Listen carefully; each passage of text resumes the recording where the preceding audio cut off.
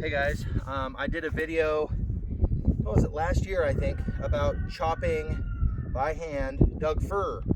Well, this is a cousin to Doug fir. It's called the Western Hemlock. As far as I know, it's just called Western Hemlock. It might be white hemlock or red hemlock or black hemlock, I don't know. But you can see by the wood, it's very flat and straight most of the time, except when you have the limbs in the wood. So the technique that I showed before was you kind of split it in half. You hit it, you know, here and then here and then here, and you split it between the limbs. So you wouldn't want to split where the limb is right there. Some guys do, but I have found that that's not a very good technique. I mean, it is a technique and it does work, but there's another technique that I was introduced to by a friend of mine in Slovenia, and he kind of mentioned to me that how they do it over there, how he was taught, and it works really well for certain kinds of wood, of course. So I don't want to split here where that big knot is, and you can see the knot right there, a big old thing. What I want to do is I want to go to the side of it right here, and I want to split in line with the grains.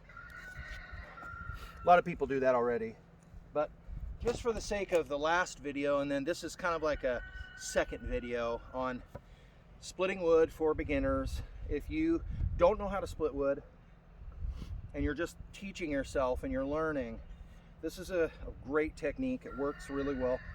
Hemlock is probably not the best wood to learn on, but it does work. So I'm gonna just hit a few and see how it goes. All right, so I think I'm gonna hit here and we'll see how it goes.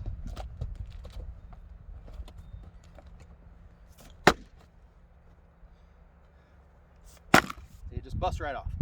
And it seems to be easier to do the edge than it is to try to break this wood in half. A lot of the woods, a lot of the types of trees out there that have big knots in them, you can't split them in half. It's just too hard. I mean, you can use a wedge and all this sledge and all this other stuff, but when you do it this way, you get it down to just outside of the knot, and then you can run it through a splitter like I have here behind me, or you can just burn it the way it is. See, I'm getting into that knot, and I can't split it.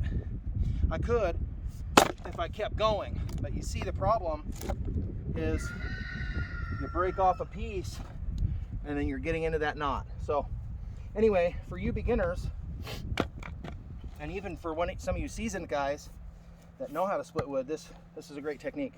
You split a small sliver of it off, and don't hit her, the lady behind the camera. See, splits right off. This is dry, seasoned, about a year. So, but it's been sitting out. Anyway, that's how you split wood from the side, from the edges of the wood. All right.